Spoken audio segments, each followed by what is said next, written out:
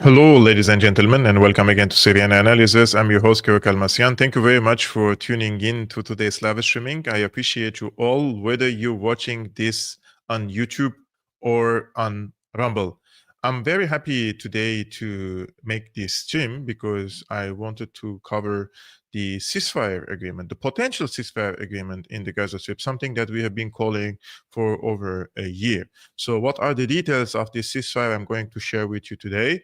I'm not going to give a comprehensive opinion about the ceasefire itself because, as we say, the evil is in the details, and it always we have to see the implementation and what are the interpretations, because every side then later could interpret the way it wants or they want, just like it happens with so many agreements and ceasefires and even UN resolutions, one of which is, I think this was in the 224 or 338 UN Security Resolution. This was a few decades ago when the English translation of the territories was territories.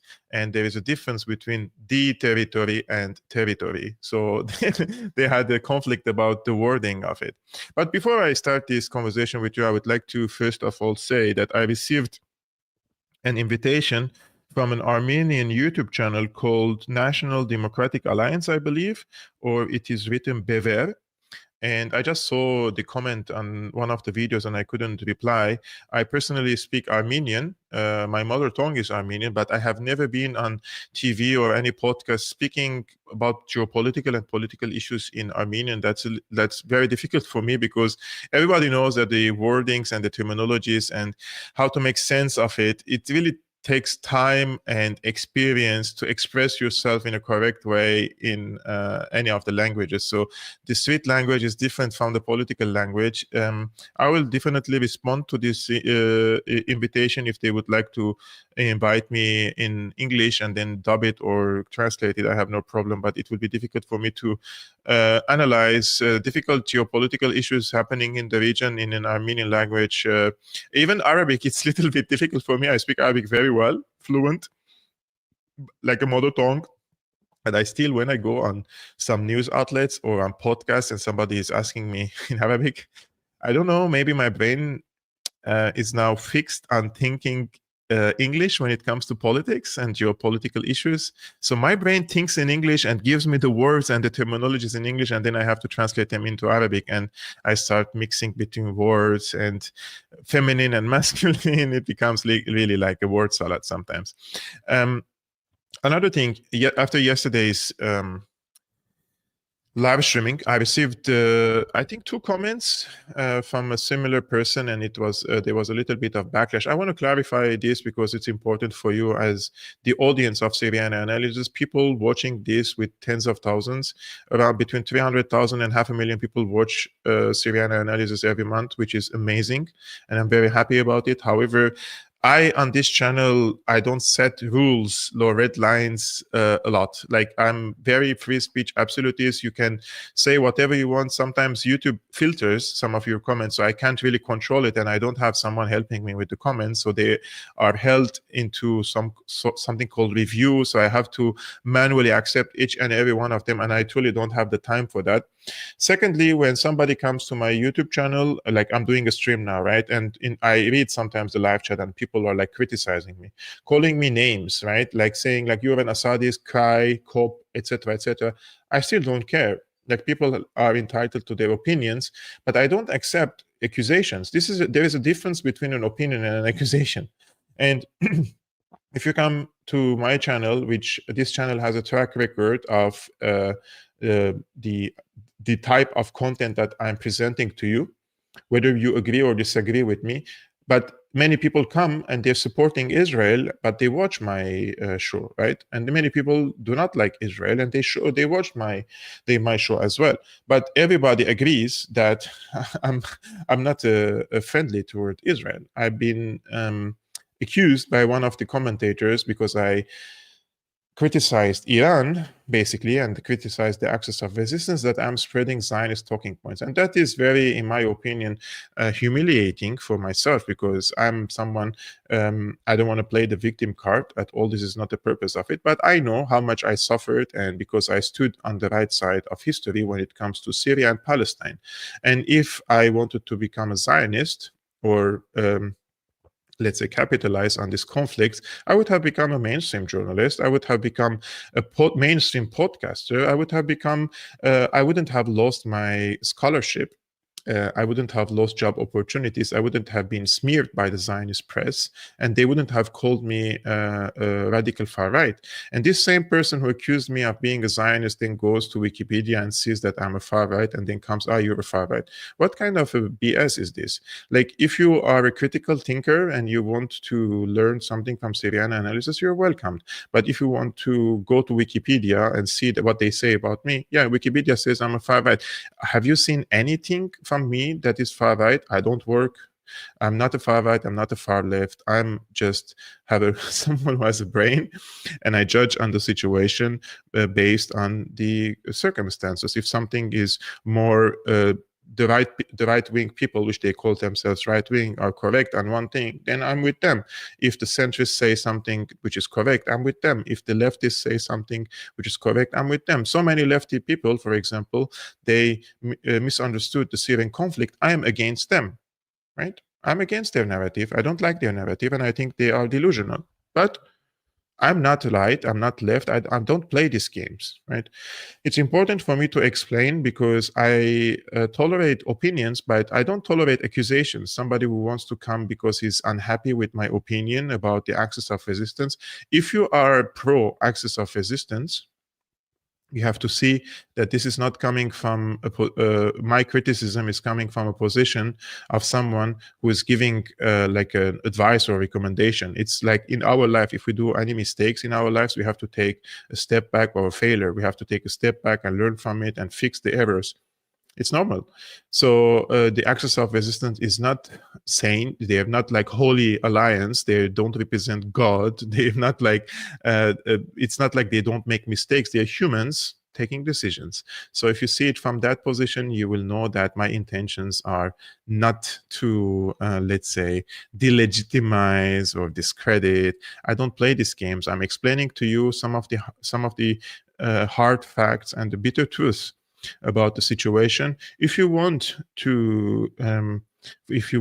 to do hyper-sensationalism, and with this, what you say, clickbaits,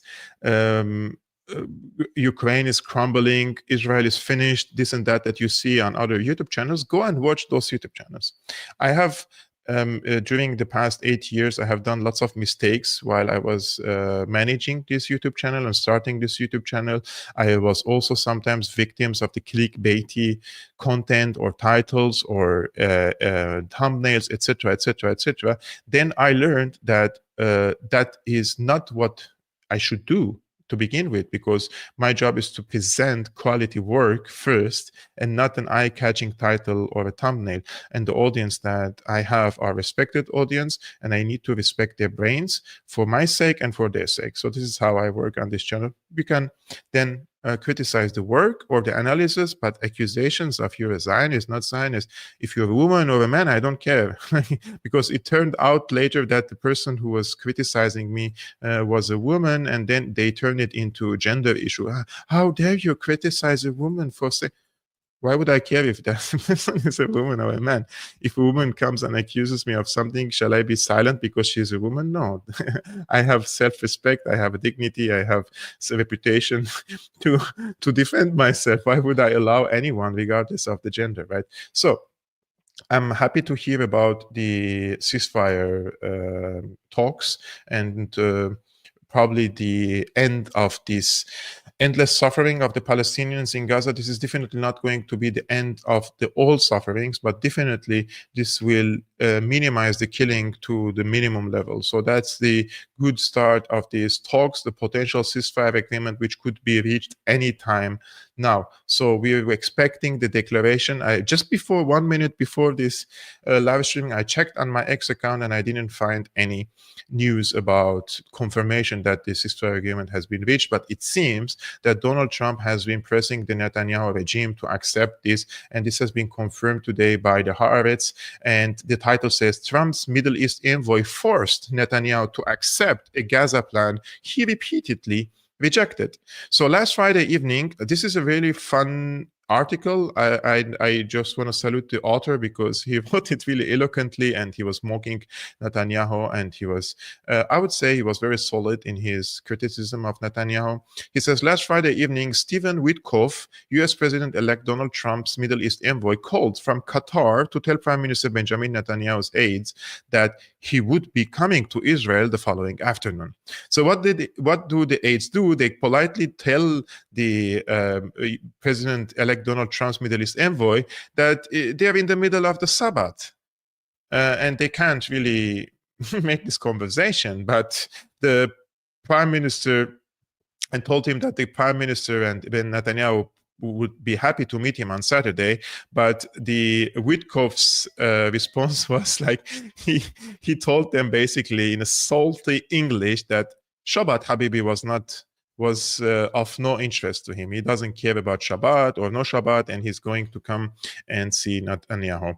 A week before Trump's inauguration, Jerusalem already, or Tel Aviv, already sees a change in the rules of the game that has broken the deadlock in the hostage negotiations. So Witkoff is a Jewish, by the way. He's a real estate investor and developer, and he has close ties to Trump. And he doesn't have a background in diplomacy, it seems. And one of the senior Israeli diplomats says that Witkoff isn't a diplomat. And he doesn't talk like a diplomat. He has no interest in diplomatic manners and diplomatic protocols. And this was mentioned by an Israeli diplomat, senior, who refused to reveal his identity to Haaretz. He says he is a businessman who wants to reach a deal quickly and charges ahead unusually aggressively.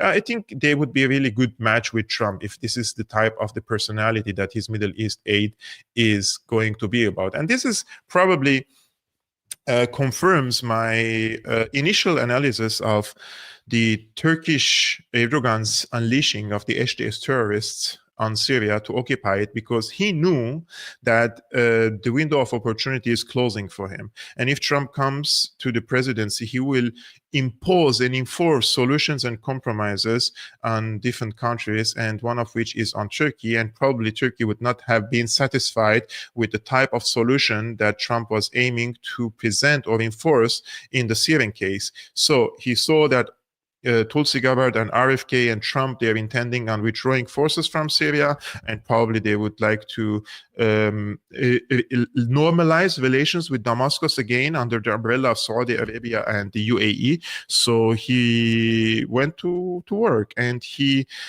accelerated the regime change, and he managed to remove Assad from power before Trump comes to the presidency. Something that could be one of the explanations is that Erdogan saw Trump is coming. He doesn't have much of a time, and he has to achieve this goal before Trump comes to power, so that he would have a better position on the negotiation table. Other people say the explanation is different, and that is Erdogan and Trump already agreed to strike a deal in Syria and finish it before he comes to power. I don't know how credible that is. I think that I'm still of the proponent of someone who believes that Erdogan has done this with Qatar, Israel, and Russia, and not directly with Donald Trump in this case.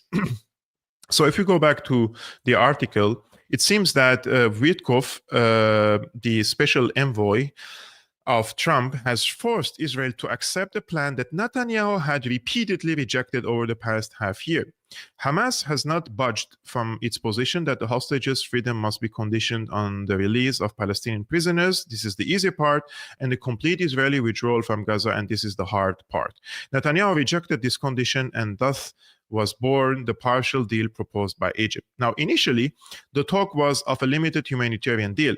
More and more conditions were slowly appended until it grew into a much bigger proposal with clear outlines, a hostages release, new regional arrangements, and full withdrawal. So these three cases will be included in the potential ceasefire agreement. One, hostages releases and also humanitarian aid. Then new regional arrangements, we will see how the situation is going to be with the regional countries like Iran, like Egypt, Saudi Arabia, and the UAE and Syria, and the full withdrawal of the occupation forces from the Gaza Strip. Now, the Philadelphia corridor, which is on the borders with Egypt, which Netanyahu last summer termed the bedrock of Israel's existence, is part of the deal. And it seems that Israel will withdraw fully from the Philadelphia corridor at Egypt's request. So it's hard to know how Netanyahu feels about this aggressive behavior. While it provides an excuse he can give to his base, he may resent being dragged into an unwanted deal that will end the war and possibly lead to political upheaval at home.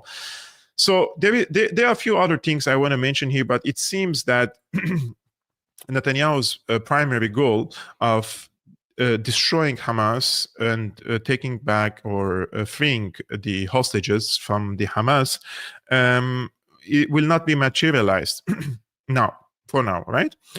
Because he used all the military tools and means he had. He projected huge amount of military might on the Gaza. So he committed genocide, basically, right? He committed massacres, heinous crimes, crimes against humanity, and still he couldn't, like, this particular goal of destroying Hamas wasn't materialized. But what it was materialized is the act of genocide. And this was something I was speaking to colleagues in the Middle East Observer. By the way, they're going to launch a new YouTube channel. I'm going to be the first guest on the Middle East Observer. It's a very good platform. You can follow them on X and on also Telegram if you want to. They are going to start a new podcast as well. I was happy to be with them. And basically what I said is Israel achieved the goal of the genocide in Gaza. Because genocide, maybe many people have a misconception of what is the genocide, basically.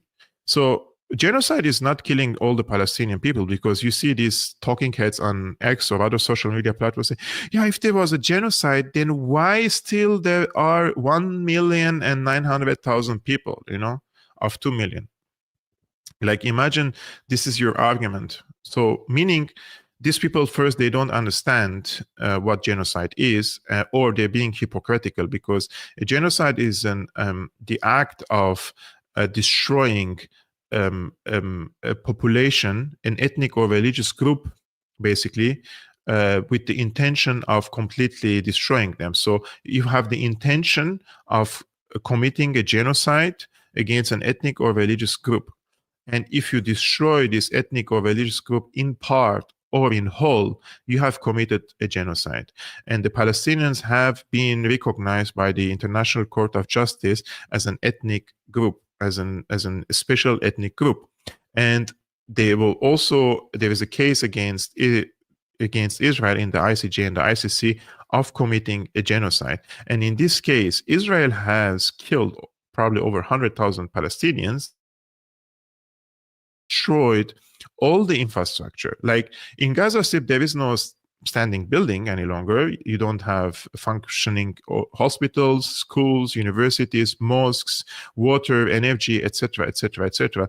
All the basic necessities for the people's livelihood and prosperity have been destroyed, which means Israel already destroyed the Palestinian people in part or in whole. So this goal has been achieved. We have to be honest with our people. Israel has committed a big, big crime in Gaza, and I don't see this as a victory for the Palestinians. Being genocided is not a victory. Survival is, of course, a victory. I'm just saying about this particular case, being genocided and destroyed and completely your homes and infrastructure is gone is not the victory itself. Probably Hamas would claim that they have emerged victorious, but I would argue with a very, very, very, very, very huge cost, not only on the Palestinians, but also on the Lebanese, on the Syrians, on the Yemenis, and also on the Iranians. So in this case, before we go to the other no, let's go back to this article, because Monday morning, it seems that Netanyahu has many mouthpieces. One of them is Jacob Bardugo, and he said that the pressure Trump is exerting right now is not the kind that Israel expected from him. The pressure is the essence of the matter. So it seems that Trump surprised them with huge pressure.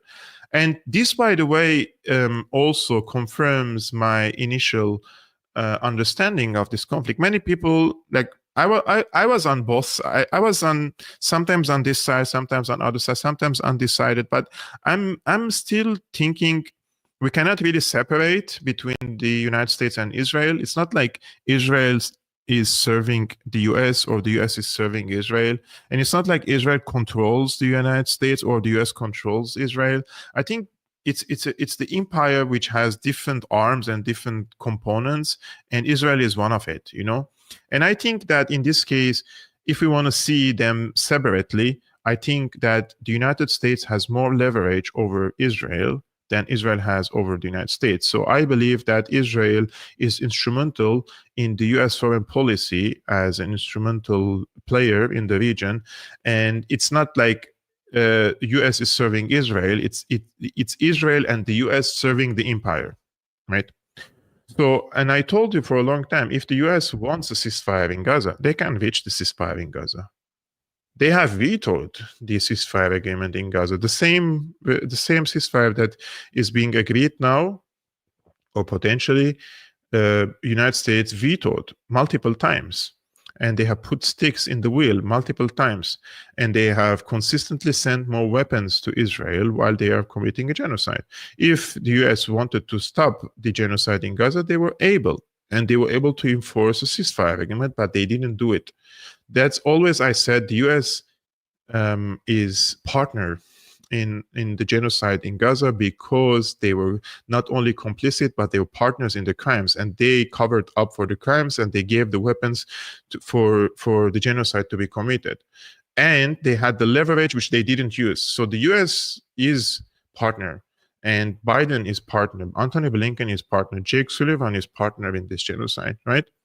So now that Trump is coming, and he was able to force this ceasefire agreement, it proves the point that US has more leverage over Israel than some people claim to, because some American nationalists, which I follow all sorts of people from far left to far right, and some let's say American patriots, I don't want to call them nationalists, they always say, like, it's Israel that has corrupted us and AIPAC has bought our politicians. It's true. AIPAC has bought many politicians in the US. But it's not like Israel is doing something that the Americans do not want. the Israelis are in the region, in the Middle East, in West Asia, doing exactly what the Americans want them to do. You cannot really separate between them. So some people, I don't know, they have a different vision, or they want to try to portray the US as it's the victim of the Israeli lobby. No, the US is following the agenda of the deep state in the US, and Israel is one of the instruments in executing the American interests around the world. So in this case, he says, despite this, the ball remains in Netanyahu's court and no one can be sure what he will decide at the last minute. Monday afternoon, he briefed Smotrich and he briefed Ben-Gvir, and Ben-Gvir said he will vote against the deal. There is no question about that. And then we had Smotrich. He says that it was a catastrophe that Israel should not agree on this decision. And however, if Smotrich and Ben-Gvir leave, this will lead to the fall of the government, Netanyahu government. So we will see how is this going to work out, because they say Netanyahu may decide that his government is crumbling anyway, so better to bring it down on a deal that is popular with the non-Ben-Gvirist public than on the whims of the Rebbe of Gur. I don't know if he's going to accept this deal. It would be interesting. I don't know if something like this happened now. If this ceasefire agreement is reached, we will see that and we will discuss that for sure. So there is a Israeli journalist. His name is Ariel Segal, and he has close ties to the Netanyahu government. He says, we are first to pay the price for Trump's elections. So Israel is the first to pay for Trump's election. This is what he says. And then he continues saying, we are being raped to accept the deal. I don't think this is what we planned and waited for. We expected that we could take control of northern Gaza and prevent humanitarian aid. I truly don't know, like, how I should really discuss this case, or they he was fantasizing on an ethnic cleansing and not allowing humanitarian aid in the north. Anyways, I will show you a video I watched today by Jeffrey Sachs on Judge Napolitano, and it caught my attention, and I wanted to share with you about this case. Take a look. If there is a deal, this is Donald Trump's accomplishment. Joe Biden, I'm sorry to say, for years has just gone along with what other countries have told the U.S. to do. And this ceasefire should have happened a long time ago. If it comes, and it should come, it is coming through pressure that should have been applied a long time ago. This is a basic point. We've been discussing it not only about the war in the Middle East, but also the war in Ukraine. If you give your foreign policy, that is the United States foreign policy, to some other government to say, well, everything that we decide is going to be determined by the Ukrainians, or it's going to be determined by the Israelis, believe me, we will not get what is in the interest of the United States. And by the way, we won't even get what is in the real interest of those other countries. We'll get what is in the interest, perhaps, of a few politicians in those other countries who suddenly have the U.S. at their beck and call. There can be peace.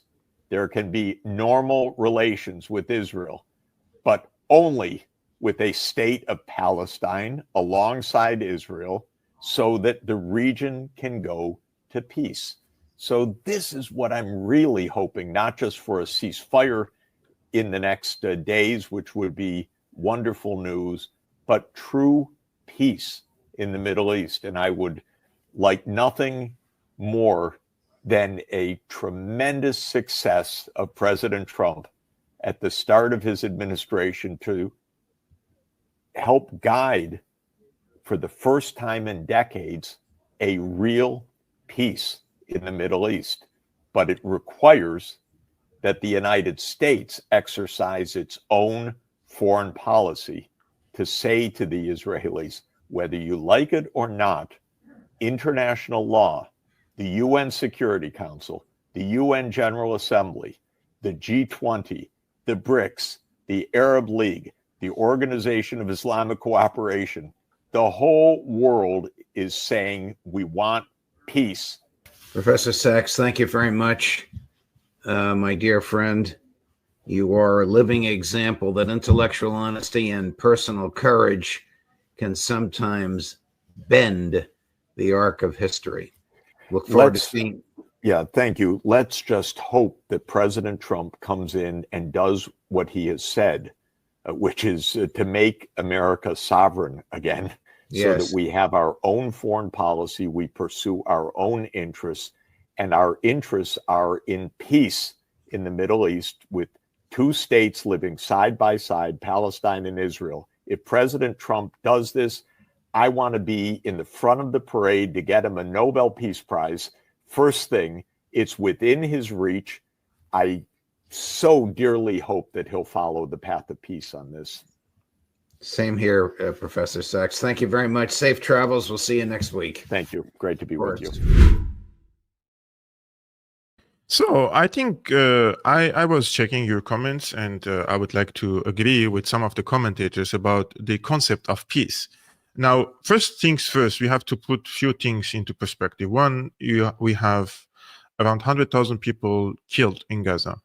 So extending the war another year means 200,000 people may die in this conflict. So the situation is not normal, guys. Like, I am doing this for my safety. You're typing this in your safety, and nobody's son or daughter is dying in this cold, freezing weather and under the tents in the Gaza Strip. So the priority here should be stopping the killing for the sake of the Palestinians and for their livelihood, right? Let's agree on that. Okay.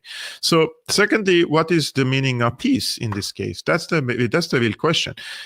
Can there be a peace between two countries living side by side? I don't think that is possible. I don't think it is possible unless there is a regime change in Israel. And what I mean by regime change, please listen to me carefully. I'm not calling for violence. I'm not calling for violence. I'm not calling for uprising.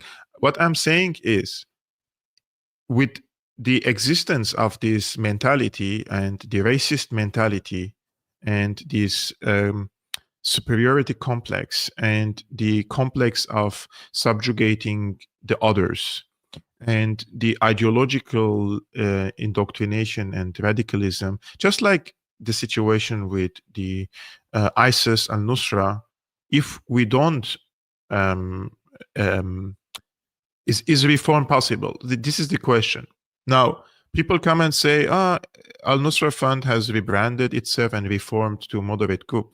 Okay, I would accept this argument if you accept from me that 3 to 5 years from now, Netanyahu comes and starts using his real Polish name. What was his name? Netanyahu's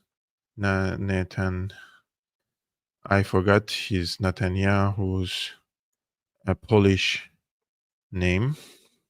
So if one day Netanyahu comes and starts using his Polish name, maybe some of you can drop his name in the, Milejkowski, and says that was a phase I committed a genocide and now I'm reformed.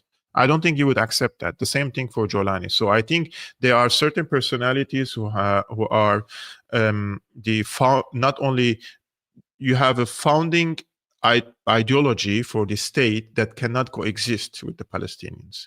So this Zionist ideology has come to an end in order for the Jewish people and the Christian people and the Muslim people and different ethnic people can coexist and live among each other in a probably one-state solution. I'm not coming here and saying this is the solution. I'm just saying I don't see two states coexisting where one side wants to create an ethno-religious state with an apartheid system, and then the others have the Christians and the Muslims in a mini chicken nugget size, small mini states where between them you have checkpoints and Israeli checkpoints and humiliation and again an apartheid. That's not going to bring peace. So Jeffrey Sachs, I slightly disagree with him on the concept of peace, two states coexisting alongside each other. Probably I'm saying the better solution is for one state. So in this case, we will see if Trump is going to push Netanyahu under the bus, or is there going to be any major, let's say, game-changing ideological shift in Israel when a chilling moment comes and people realize that Israel has committed a genocide in Gaza? I don't know. We will see about that. But in this case, Arabic countries definitely, like Saudi Arabia and the UAE, will be supportive of any solution coming in Palestine. They just want to end it. And Egypt is the same. They just want to end it without ethnic cleansing and Palestinians coming to their country, because 2 million Palestinians in their country would be a recipe for another conflict inside the Sinai, because then, as I mentioned in the last live streaming, Israel will say, oh, those Palestinians pose a security threat to me, now I want to expand in the Sinai. On this case, by the way, I made a video, maybe I would show it for you, on this Egyptian case, right? So I'm going to post tonight, in 3-4 hours from now, the edited version of it. It's finished, and I always add some graphics and some visuals on short videos. I post like 2, 3, 4 minutes videos also on X. So if you like to watch shorter videos, you can. I'm still not able to post regularly on TikTok. I don't know. I'm not really good at it, but I'm definitely posting on X. And this is my opinion about what could come next in the region for Egypt. After the Arab Spring, the United States, Qatar, and Turkey invested a lot to bring Islamist forces to power in different Arabic countries, especially the Muslim Brotherhood, which is under the control of Ankara and Doha. They managed to bring the Muslim Brotherhood to power in Tunisia, and then they were ousted from power. And they managed to bring the Muslim Brotherhood to power in Egypt, and then ousted by the military. And finally, after 14 years of war, devastation, and insurgency, they managed and succeeded to bring the Islamists to power in Damascus. And once these Islamists came to power, some of the elements of HTS are Egyptians. Now they're threatening Cairo and saying that they're coming to Cairo to bring this insurgency into the streets and neighborhoods of Egypt in order to take down the regime in Egypt. Now, why, you may ask, why do they want to coup or create other conditions for regime change in Egypt? Isn't Egypt an ally of the United States? Isn't there a peace treaty between Egypt and Israel? Yes, but that's not enough, because after October 7, the US and Israel have asked Egypt to receive 2 million Palestinian refugees from the Gaza Strip in Sinai, to host them in tent cities, and then the European countries may absorb some of these Palestinian refugees into their countries and the rest stay in the Sinai. And Egypt knows the plan. Egypt knows that once 2 million Palestinians arrive in Sinai, this will destabilize the region, and the Palestinians would like to go back to Gaza. And if one bullet is shot from the Sinai against the occupied Gaza Strip by the Israeli occupation forces, then Israel will say, there is a security threat coming from Sinai, and I want to create a buffer zone in the Sinai. And there is a history behind it. In 1967, Israeli occupation forces occupied the Sinai.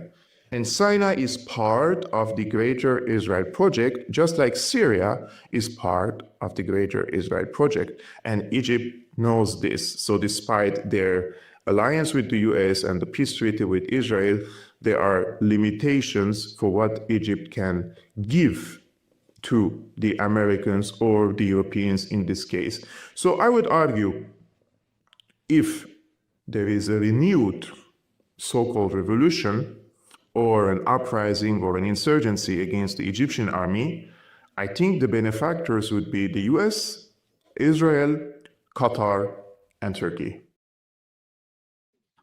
So this was a short video that I made about this case, because those are all interconnected, and this is something that I noticed by many people and experts, that people see the region as like, oh, there is Syria, there is Lebanon, there is Palestine, there is Jordan, there is Egypt, etc., etc., etc. But what they miss is that all these countries are interconnected via social, political, economic, historical, civilizational ties for hundreds of years. And basically, I always give this example, and I say, when Syria sneezes, Lebanon gets cold. When Palestine sneezes, Syria gets cold, and vice versa. And all these countries are influenced by the developments in other countries, especially if these developments are negative, right? So in this case, I think we have to see what happened in Gaza in the context of the struggle of power over the entire Western Asia, and also over Egypt. And Egypt is not immune, by the way, from Israeli and American attempts to destabilize the country, although despite the fact that the US and Egypt are allies, and there is a peace treaty between Israel and Egypt. But in the context of this unipolar world, it's difficult to keep or to preserve your national interests if there is a conflict of interest with the United States or Israel, even though you're an ally, right? Like, the Europeans are allies with the United States, and when the US interest was to hit the Nord Stream pipelines, they didn't ask about the opinion of the Europeans. And I think this is the same case with Egypt. They want for Egypt to receive these 2 million Palestinians. They still failed in this mission. I'm hopeful that they would continue failing in this mission, but the plan is to send these 2 million Palestinians to the Egyptian Sinai, and Egypt is refusing to accept the refugees because they know what's the plan, which is the Greater Israel Project. And then Europeans say, oh, we absorb them. And this is another issue for the Europeans in this case, that this will lead to influx of another hundreds of thousands of new refugees to their countries. And this will again lead to the rise of the what they call a far right, you know.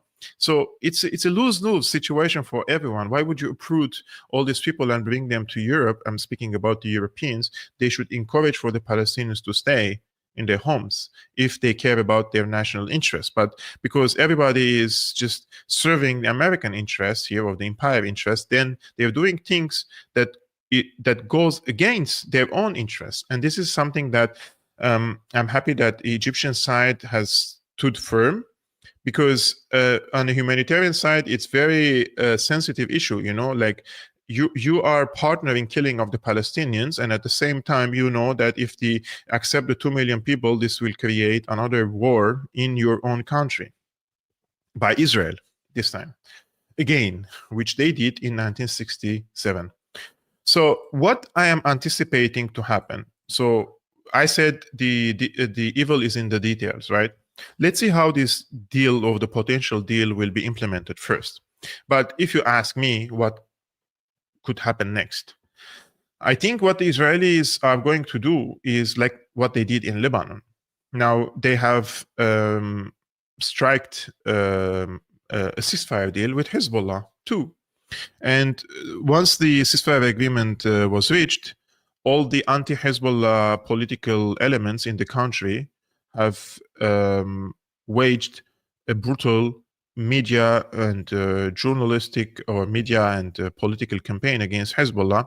So what happened is basically Israel definitely has a partner in Palestine, and that is the Palestinian Authority, just like they have partners in Lebanon. I mean, it's the American partners, but, you know, they're not really different. So I think with the election of a pro-Saudi American president or selection, let's say, they have selected Joseph Aoun, who is endorsed by Saudi Arabia and the US. So if he is endorsed by Saudi Arabia and the US, this means that he is also non-directly endorsed by Israel. Then they selected the prime minister. I think his name is Nawaf Salam. He's the one of the judges in the ICJ. I think he's also approved by the Americans. And I know it because from the reaction of Amal and Hezbollah, those two Shia political parties in Lebanon, who have been furious, not on Nawaf Salam, but I think because they were excluded from the discussions to select Nawaf Salam. So what they're doing basically, after every war, they try to start a political process to achieve the same goals that they try to achieve in via military means. And I think this is what they're going to do in Gaza with Hamas by bringing the Palestinian Authority back to the Gaza Strip. And this is going to be with the funding and support of the UAE and Saudi Arabia and probably Egypt. And they will try to create a national unity government in the Palestinian territories in the West Bank and the Gaza, and which means that the Palestinian Authority will come back to Gaza. I think this is what they're trying to do. And remember that the Palestinian Authority is, I mean, if you bring Israel or the Palestinian Authority, I think it's the same.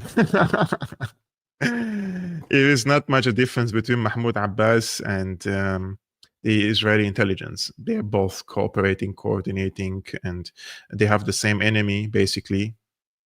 And one of the evidence for it is what Mahmoud Abbas is doing in West Bank, basically, of persecution and prosecution and hunting down any armed militants, let's say, who are copying Hamas to start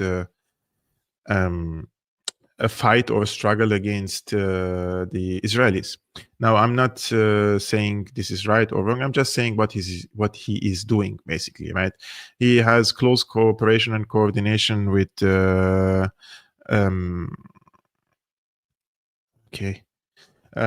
we see close cooperation and coordination between the Palestinian Authority and the Israeli intelligence in this case. I think this is one of our friends from, anyways, Yazid. Marhaba Yazid, habibi kifak. هلا شفت تعليق بالعربي، قلت لحالي بدي اشوف شو مكتوب. انا معك بتحليلك صحيح. So this is what I wanted to cover in the case of Palestine. Now I want to jump a little bit to what's happening to Syria, because every single one of you is also interested about the situation in Syria, and the situation is very, very difficult and it's very dire. And there is still lots of videos circulating on social media platforms, one of which that I recently watched and I almost vomited.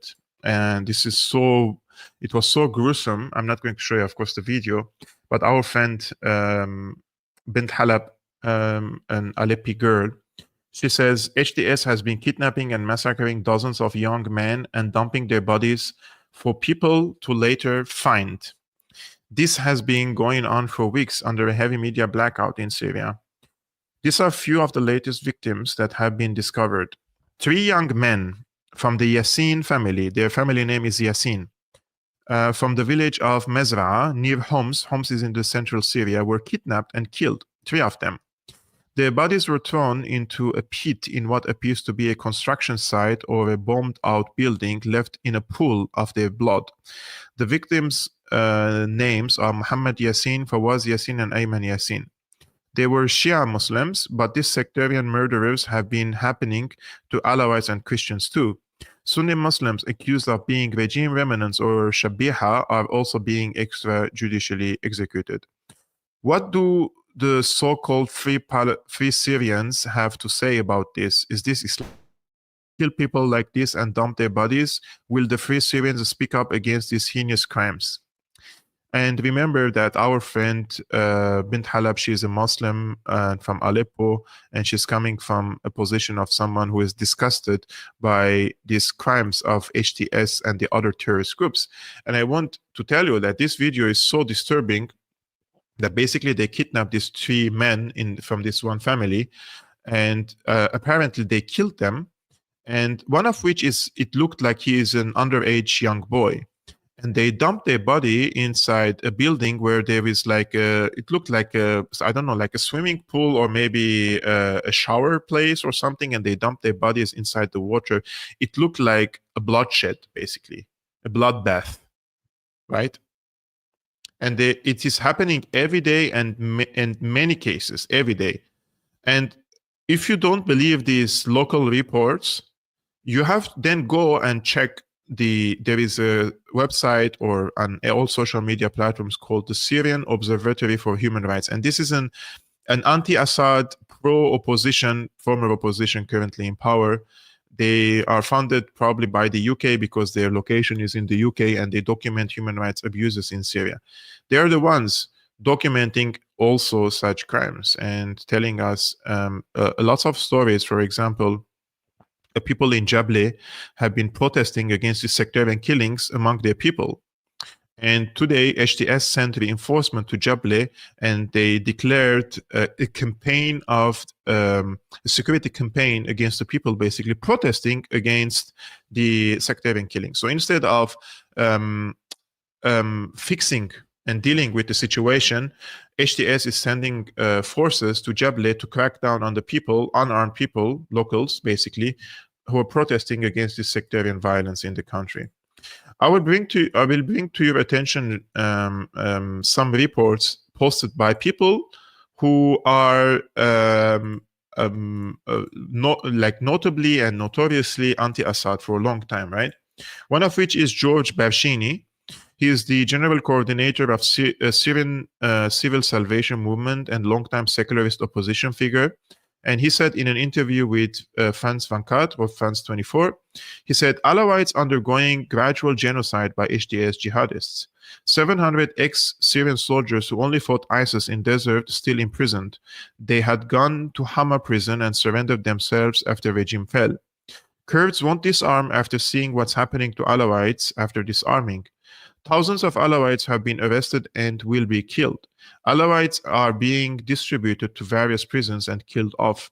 Tens of thousands of Alawites taken and distributed to over 40 prisons across Idlib and Syria to be killed off over coming years. Thousands of Alawite men were arrested by HTS despite reconciliation and receiving documents to prove this. Al-Jolani is releasing a few Alawites to create the illusion of investigations and due process. Now, another person, again, in this case, he was a long-time opposition figure to Assad. His name is Nasser al-Nuqari.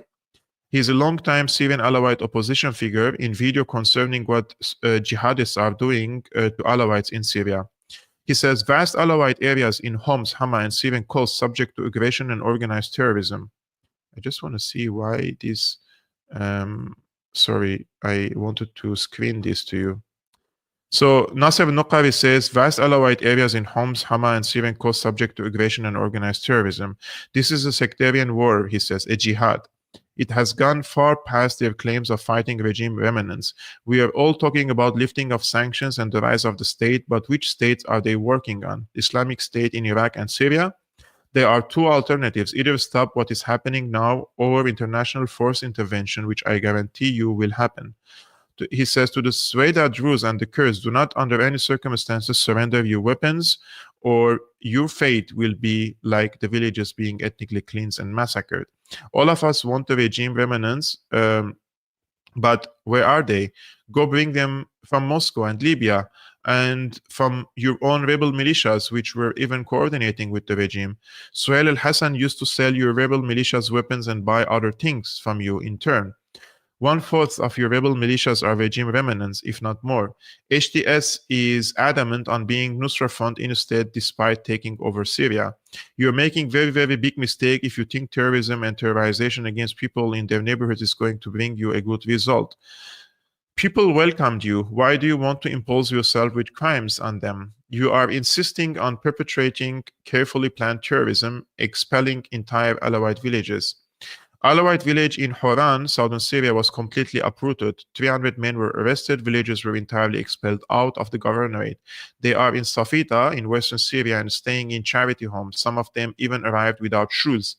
Excuse to expel Alawites, and some of them were in former regime. But in Al-Dar'a, rebel groups were cooperating with the regime. Rebel militia leader Ahmad al-Uddi cooperated with the regime. The regime and Russia armed and funded him. So there are many, many other points he's raising about this persecution against the Alawite community in Syria. But I want to say something. This is deliberate, right? I mentioned this in yesterday's podcast, and I said this sectarian violence Syrians is deliberate. And why it is deliberate? Because it will send every religious or ethnic group to their cantons, basically, and to urge them to call for either federalization or separation, division, partition, or international intervention. Responsibility to protect. You need international support to protect yourself, right? I mentioned this yesterday, and today I watched this video it says, this is in Jable. At funeral for yet another murdered Alawite man, the Alawite Sheikh and representative Saleh Mansour declares, quote, if sectarian targeting of Alawites doesn't stop, millions of us will sign and present to the UN a document demanding protection from France. I don't know why he mentioned France, to be honest with you, but this is exactly what I warned against yesterday. And I'm not saying that these people don't have the right to ask for protection. But what I'm saying is the violence, sectarian violence committed against them are committed by a group supported by the same powers you're asking their protection. Take a look.